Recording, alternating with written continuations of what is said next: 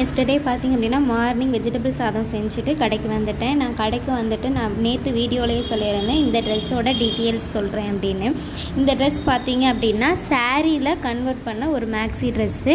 யாருக்கெல்லாம் இந்த மாதிரி மேக்ஸி கன்வெர்ட் பண்ணி ஸ்டிச் பண்ணணும்னு இருந்துச்சு அப்படின்னா கண்டிப்பாக நீங்கள் என்னை காண்டாக்ட் பண்ணலாம்.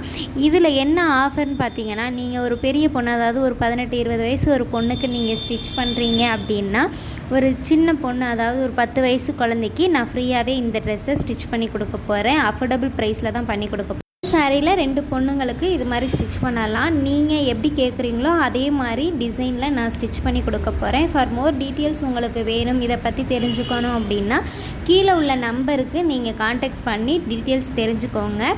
இந்த ட்ரெஸ்ஸு எப்படி இருக்குது அப்படின்னு சொல்லிவிட்டு கமெண்ட் பண்ணுங்கள். அப்புறம் வீட்டுக்கு போனதுக்கப்புறம் நைட்டு 7:30 போனதுக்கப்புறம் ரசம் வச்சு உருளைக்கிழங்கு பொரியல், வீடெல்லாம் க்ளீன் பண்ணிவிட்டு பாத்திரமெல்லாம் விளக்கிட்டேன்.